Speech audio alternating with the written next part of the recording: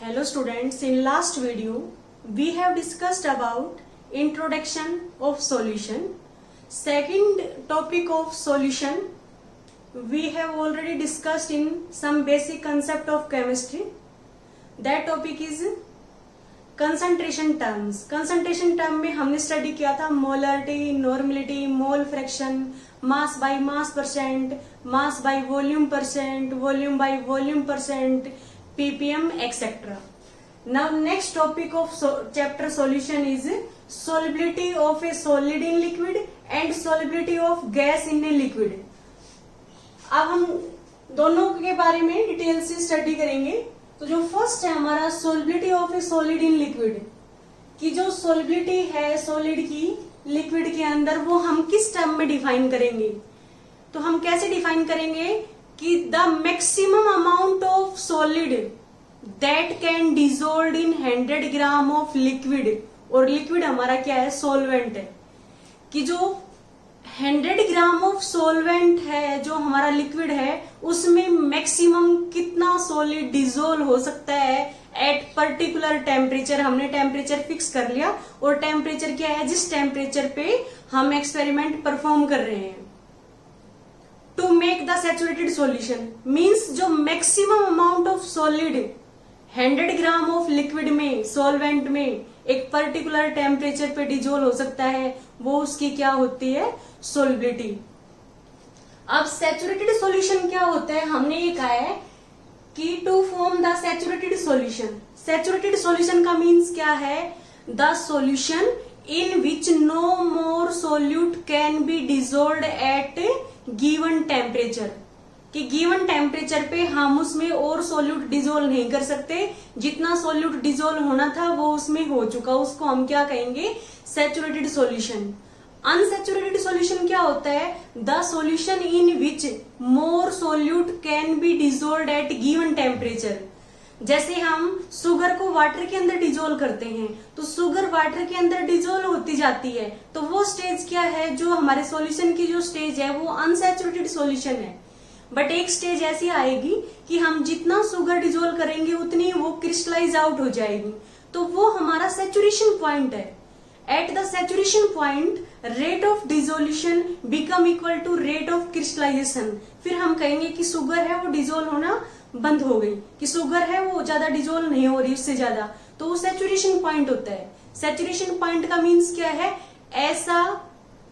ऐसी स्टेज जिसपे हम मोर सोल्यूट को डिजोल्व नहीं कर सकते यूनिट वॉल्यूम ऑफ लिक्विड में at particular temperature is known as its solubility. हम ये देखते हैं कि जैसे हम एक कोल्ड वाटर के अंदर शुगर को डिजोल्व करें, एक थोड़ा हॉट वाटर के अंदर, जो कोल्ड वाटर के अंदर जो शुगर है वो इतनी इजीली डिजोल्व नहीं होती. बट हॉट वाटर है उसके अंदर जो शुगर है वो इजीली डिजोल्व हो जाती है. तो यदि हम नॉर्मल वाटर है उसके अंदर शुगर डिजोल्व करते हैं तो हम देखते हैं कि शुगर डिजोल्व होती जाएगी. एक स्टेज ऐसी आएगी कि शुगर है वो डिजोल्व होना स्टॉप हो गई. उसको हम सैचुरेशन पॉइंट कहेंगे. यदि उस पॉइंट के बाद हम थोड़ा सा उस लिक्विड को हीट कर देते हैं तो थोड़ी सी जो शुगर है हम उसको और ज्यादा डिजोल्व कर सकते हैं. तभी हमने लिखा है कि the maximum amount of solid in gram which can dissolve in 100 gram of liquid to form saturated solution at that particular temperature. Temperature हमने फिक्स कर लिया. तो इसको हम क्या कहेंगे, solubility of solid in liquid. अब यदि हम solubility of gas in liquid की बात करते हैं तो वो हम कैसे डिफाइन करेंगे कि जो वॉल्यूम है गैस का इन सीसी. सीसी का मीन्स क्या है, क्यूबिक सेंटीमीटर. क्यूबिक सेंटीमीटर का मीन्स क्या है, 1 ml. 1 cc किसके इक्वल है, 1 क्यूबिक सेंटीमीटर के इक्वल. और ये किसके इक्वल है, 1 ml 1 मिलीलीटर के इक्वल है. तो हम क्या देख रहे हैं, volume of gas in CC means cubic centimetre means in ml that can dissolve in unit volume of the liquid at particular temperature to form the saturated solution. इसका meaning क्या है कि जो volume of gas in ml और cubic centimetre that can dissolve in unit volume of liquid. Unit volume क्या है, fix कर लिया कि 1 ml ऑफ लिक्विड में कितने ml जो गैस है वो डिजोल्व हो सकती है किसी भी पर्टिकुलर टेम्परेचर पे, जो मैक्सिमम गैस का जो वॉल्यूम डिजोल्व हो सकता है उस यूनिट वॉल्यूम ऑफ लिक्विड में, वो क्या कहलाएगी, गैस की सोलिबिलिटी। अब हम देखते हैं कि जो सोलिबिलिटी है सॉलिड की लिक्विड के अंदर, वो किस किस फैक्टर्स पे डिपेंड करती है। तो हम क्या लिखेंगे, फैक्टर्स अफेक्टिंग द सोलिबिलिटी। अब यदि हम सॉलिड की लिक्विड के अंदर जो सोलिबिलिटी है उसको कौन कौन से फैक्टर्स अफेक्ट करेंगे। फर्स्ट क्या है, nature of solid and nature of solute and solvent कह सकते हैं हम, nature of solute and solvent. Second हमारा फैक्टर क्या है, टेम्परेचर। फर्स्ट फैक्टर क्या है, nature of solid mean solute and solvent, उसके नेचर पे डिपेंड करेगी सोलिबिलिटी। और सेकंड क्या है, टेम्परेचर। इसमें भी वही दो फैक्टर्स है, factors affecting the solubility of gas in a liquid. वो उसको कौन कौन से फैक्टर्स अफेक्ट करेंगे वो भी हम देखते हैं। इसमें भी यही दो फैक्टर है, nature of gas and solvent, जो गैस है उसके नेचर पे डिपेंड करेगा। और सेकंड क्या है, टेम्परेचर पे। तो फर्स्ट क्या है, nature of gas and solvent. और जो सेकंड फैक्टर है हमारा वो क्या है, टेम्परेचर। अब हम दोनों फैक्टर्स को दोनों केस में डिटेल से स्टडी करेंगे। तो हम देखते हैं nature of solute and solvent, first factor को हम डिस्कस करते हैं। तो हम क्या देखते हैं, हमने पढ़ा है लाइक डिजोल्व्स लाइक। क्या पढ़ा है, लाइक डिजोल्व्स लाइक। इसका मीनिंग है कि जो हमारे पोलर कंपाउंड है वो पोलर सॉल्वेंट के अंदर सोल्यूबल है, और नॉन पोलर कंपाउंड है वो नॉन पोलर सॉल्वेंट के अंदर सोल्यूबल है। जैसे हम आयनिक कंपाउंड्स की बात करते हैं, आयनिक कंपाउंड्स है, हमें पता है कि आयनिक कंपाउंड्स में क्या होते हैं, पॉजिटिवली और negatively charged ions. For example हमने देखा है जैसे NaCl है, Na positive Cl negative, KCl है, K positive Cl negative, KNO3 है, K positive NO3 negative etcetera. तो हम क्या देखते हैं, ये आयनिक कंपाउंड्स है, ये पोलर सॉल्वेंट है, जो वाटर है उसके अंदर हाईली सोल्यूबल है। हम क्या देखेंगे कि जैसे ही हम किसी भी आयनिक कंपाउंड्स को पोलर सॉल्वेंट मींस वाटर के अंदर ऐड कर रहे हैं तो ये क्या होगा, आयंस में डिसोसिएट हो जाएगा। हम ये देखते हैं कि जब हम NaCl को, जो ये सॉलिड है, सॉलिड क्यों है, क्योंकि Na पॉजिटिव और Cl नेगेटिव जो आयंस है, अपोजिटली चार्ज आयंस है, कैटायन और एनायंस है, उनके बीच में जो फोर्स ऑफ अट्रैक्शन है वो strong electrostatic force of attraction है। उसी की वजह से क्या है, ये सॉलिड स्टेट में है। जैसे ही हम इसको वाटर में ऐड करेंगे तो ये किस में डिसोसिएट हो जाएगा, Na पॉजिटिव एक्वस प्लस क्या हो गया, Cl नेगेटिव एक्वस। अब हम देखते हैं कि जो ये Na पॉजिटिव और Cl नेगेटिव है, ये सॉल्यूशन के अंदर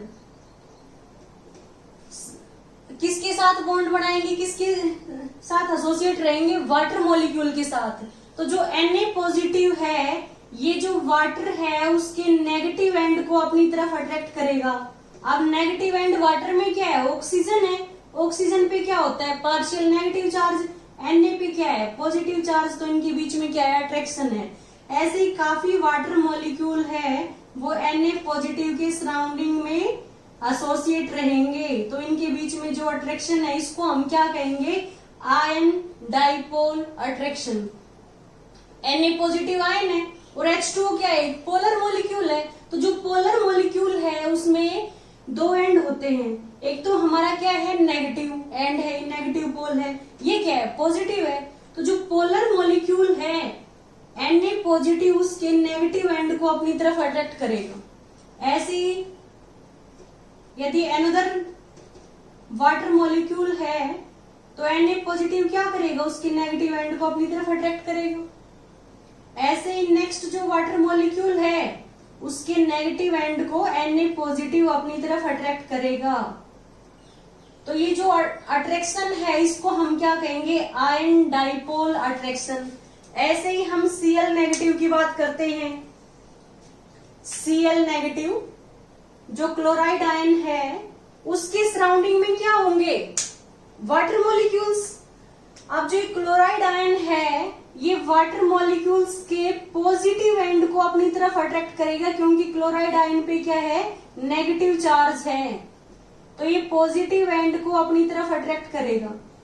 ऐसे ही जो नेक्स्ट वाटर मॉलिक्यूल है उसके भी पॉजिटिव एंड और क्लोराइड आयन के बीच में क्या होगा, अट्रैक्शन होगा। तो हम ये देखते हैं कि कोई भी आयंस है वो फ्री नहीं है, उसकी सराउंडिंग में क्या है, वाटर मॉलिक्यूल्स है। जो वाटर मॉलिक्यूल्स है उसके नेगेटिव एंड को पॉजिटिवली चार्ज आयंस अपनी तरफ अट्रैक्ट करेगा और उसके पॉजिटिव एंड को जो हमारा नेगेटिवली चार्ज आयंस है वो उसको अपनी तरफ अट्रैक्ट करेगा। तो ये अट्रैक्शन हमारा क्या कहलाएगा, आयन डाइपोल अट्रैक्शन।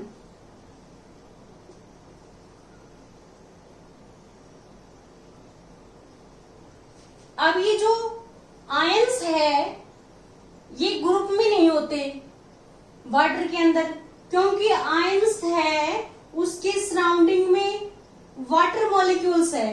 अब ये हाइड्रेटेड आयन बन गया, Na पॉजिटिव एक्वस है, Na पॉजिटिव के साथ वाटर मॉलिक्यूल एसोसिएट है, तो ये हमारा क्या हो गया, हाइड्रेटेड आयन। ये हमारे हाइड्रेटेड आयंस हो गए, ये फ्रीली मूव करेंगे। जब कोई भी आयन इन वाटर मॉलिक्यूल्स को अपनी तरफ अट्रैक्ट करता है तो जो एनर्जी रिलीज होगी उसको हम क्या कहेंगे, hydration enthalpy. The amount of energy released when any ion attract the solvent molecules towards itself is known as solvation energy. If solvent is water then this energy is known as hydration energy. ऐसे chloride ion है वो water molecules को अपनी तरफ attract कर रहा है, जो वाटर के पॉजिटिव एंड को अपनी तरफ अट्रैक्ट कर रहा है, तो उससे क्या होगा, एनर्जी रिलीज होगी, उसको भी हम क्या कहेंगे, हाइड्रेशन एंथैल्पी। अब हम देखते हैं जब NaCl सॉलिड है तो इस NaCl को Na positive and Cl negative में कन्वर्ट करने के लिए जो एनर्जी की रिक्वायरमेंट है, मींस जो सॉलिड स्टेट में दोनों आयंस के बीच में स्ट्रॉन्ग फोर्स ऑफ अट्रैक्शन है, उसको रिमूव करने के लिए जो एनर्जी की रिक्वायरमेंट है उसको हम क्या कहेंगे, लैटिस एनर्जी।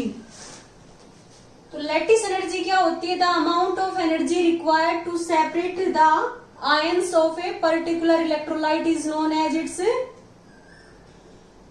Lattice energy.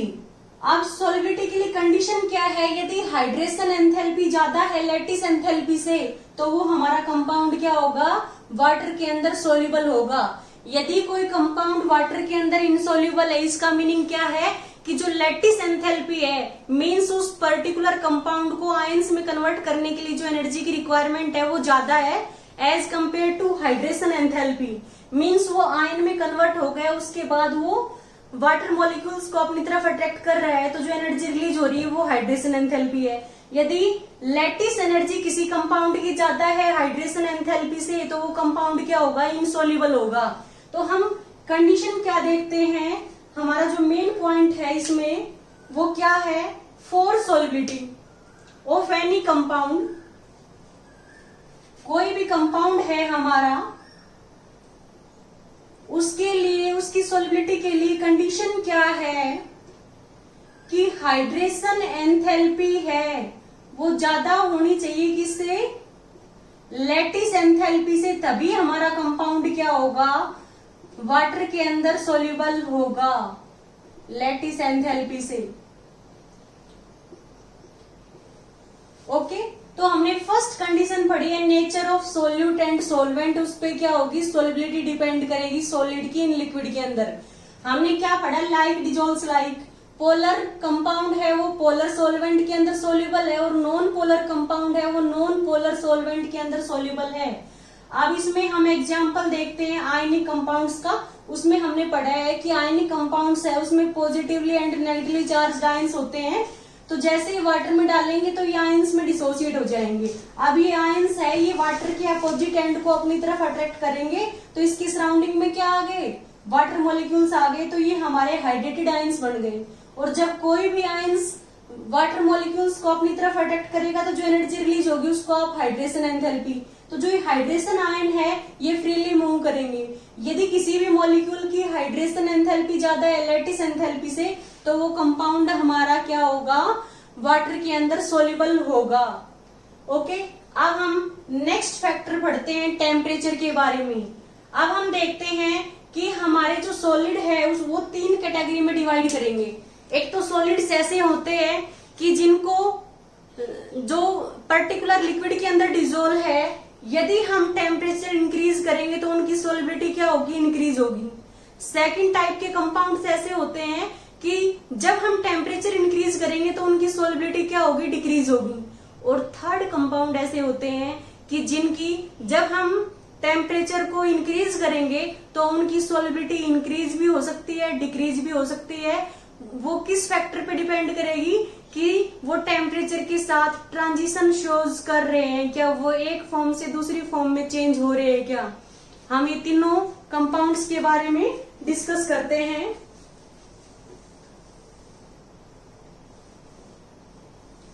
तो जो सेकंड फैक्टर है टेम्परेचर, हम वो डिस्कस कर रहे हैं।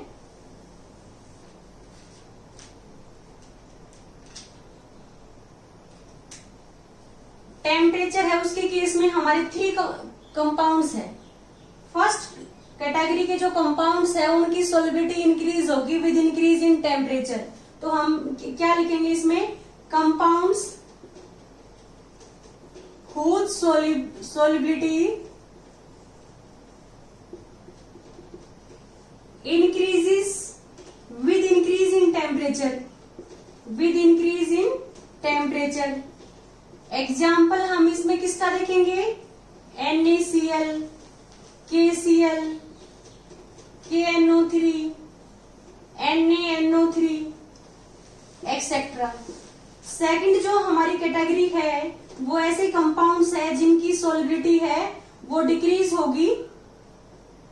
Compounds whose solubility decreases with increase in temperature, decreases with increase in temperature। उसमें हम एग्जाम्पल देखते हैं लिथियम कार्बोनेट का। लिथियम कार्बोनेट है उसका फॉर्मूला क्या होगा, Li2CO3, क्योंकि लिथियम पे पॉजिटिव है और CO3 पे 2 नेगेटिव है, तो Li2CO3 लिथियम कार्बोनेट। नेक्स्ट है सीरियम सल्फेट। सीरियम पे चार्ज क्या होता है, 4 पॉजिटिव, सल्फेट पे क्या होता है 2 नेगेटिव, इसका 2 इधर आएगा, इसका 4 इधर आएगा, तो ये क्या हो गया सीरियम 2, और SO4 है उसका 4 हो गया, तो ये हमारा क्या हो गया सीरियम सल्फेट हो गया, और ये लिथियम कार्बोनेट हो गया। और जो थर्ड हमारा कंपाउंड है वो क्या है, सोडियम कार्बोनेट मोनोहाइड्रेट। ये ऐसे कंपाउंड है कि जैसे ही हम टेम्परेचर इंक्रीज करेंगे तो इनकी सोलिबिलिटी क्या होगी, डिक्रीज होगी। अब ये किस फैक्टर पे डिपेंड करती है, हम इस केस में देखेंगे जो फर्स्ट केस में कि ऐसे कंपाउंड्स जिनकी सोलिबिलिटी इंक्रीज हो रही है विद इंक्रीज इन टेम्परेचर, हम उनको डिस्कस करते हैं। तो इनमें क्या होता है कि जो सोल्यूट है, जो सॉलिड है, वो सॉल्वेंट के अंदर डिसॉल्व होगा तो क्या बनेगा, सॉल्यूशन। तो जो ये प्रोसेस है ये एंडोथर्मिक है, इसमें क्या होती है, हीट एब्जॉर्ब होती है, और फिर ये किसमें चेंज होगा, सॉल्यूशन में। तो ये हमारा एंडोथर्मिक प्रोसेस है, और कोई भी एंडोथर्मिक प्रोसेस है उसमें यदि हम टेम्परेचर इंक्रीज करते हैं तो प्रोसेस हमारा फॉरवर्ड डायरेक्शन में शिफ्ट होता है। इस वजह से क्या है, जब हम इन सॉलिड्स को सॉल्वेंट के अंदर डिसॉल्व करेंगे तो हीट एब्जॉर्ब होगी, तो इसको हीट चाहिए क्योंकि एंडोथर्मिक प्रोसेस है। तो जैसे ही हम टेम्परेचर इंक्रीज करेंगे इनको हीट मिलेगी और इनकी सॉल्युबिलिटी है वो ज्यादा होगी। तो हम क्या देखते हैं कि इनकी सॉल्युबिलिटी है वो टेम्परेचर के साथ इंक्रीज होगी। अब जो सेकंड कैटेगरी है उसमें क्या होता है कि जब हम सॉल्यूट को सॉल्वेंट के अंदर डिसॉल्व करेंगे तो हीट रिलीज होगी, सॉल्यूशन बढ़ेगा और प्लस क्या है, हीट रिलीज होगी। तो ये प्रोसेस है हमारा एक्सोथर्मिक प्रोसेस है। According to Le Chatelier principle क्या होता है कि कोई भी एक्सोथर्मिक प्रोसेस है, यदि हम टेम्परेचर इंक्रीज करते हैं तो वो बैकवर्ड डायरेक्शन में शिफ्ट होता है, तो क्या होगा कि जो सॉल्युबिलिटी है वो डिक्रीज होगी। ओके, ये दो फैक्टर हो गए। जो थर्ड हमारा फैक्टर है कि ऐसे कंपाउंड्स जिनकी सॉल्युबिलिटी है वो डिक्रीज भी हो सकती है और इंक्रीज भी हो सकती है टेम्परेचर के साथ। तो जो थर्ड है हमारा कंपाउंड्स whose solubility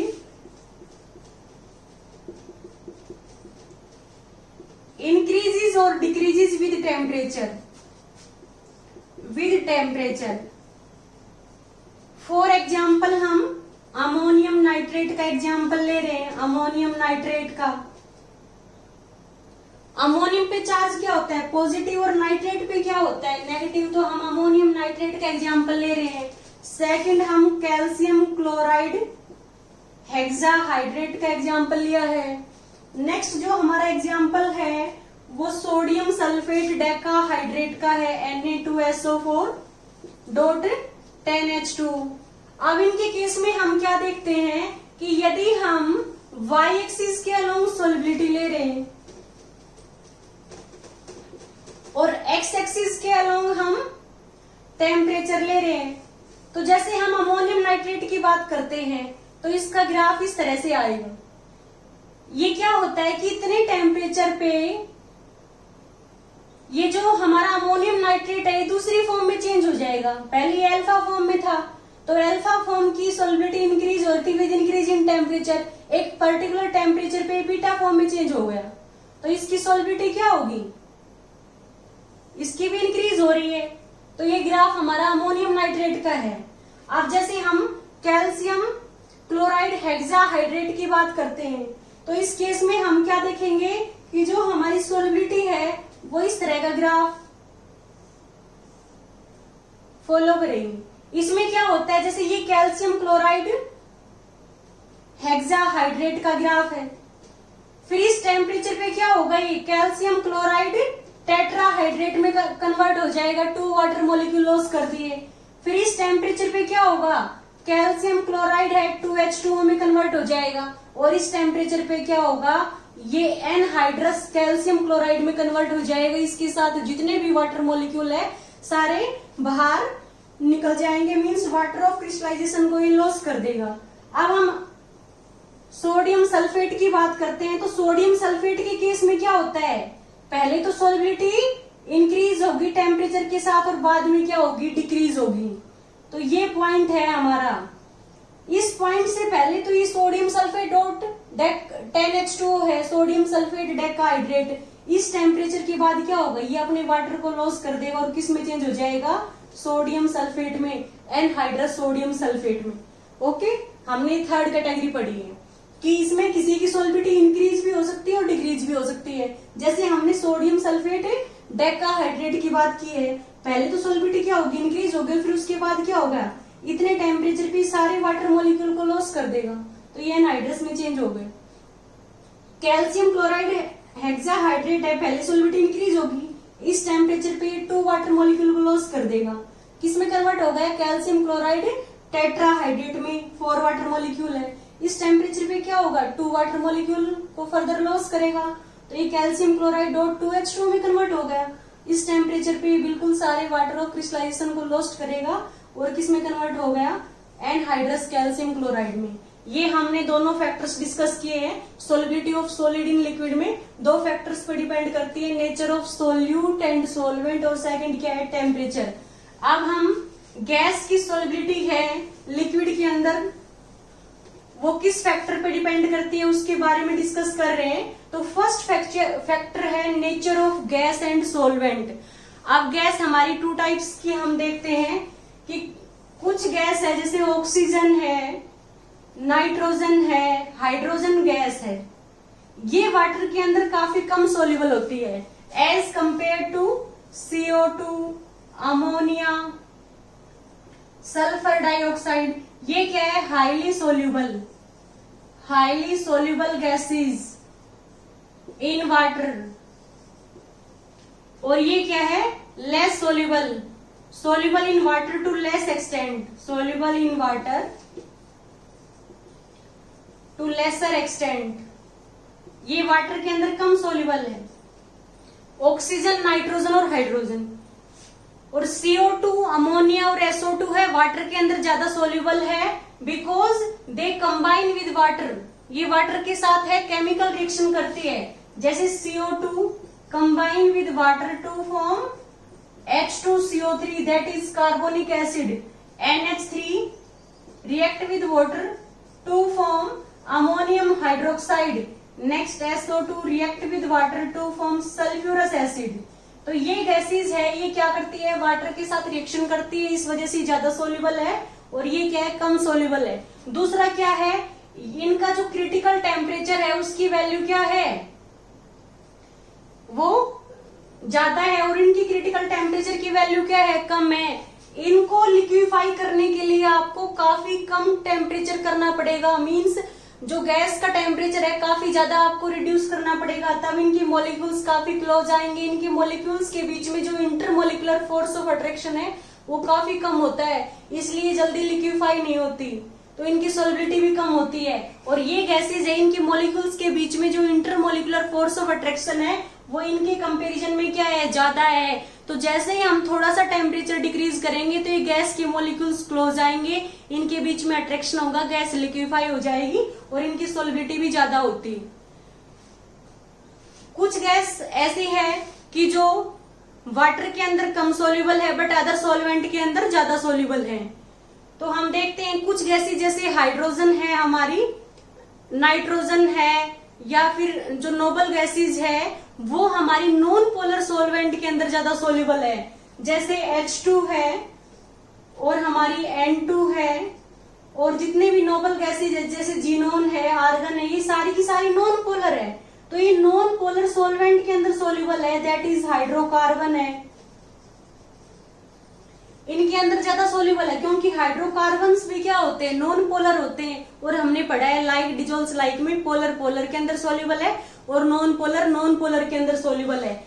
और सेकंड हमारा पॉइंट है टेम्परेचर है, उसके केस में हम क्या देखेंगे, कोई भी गैस है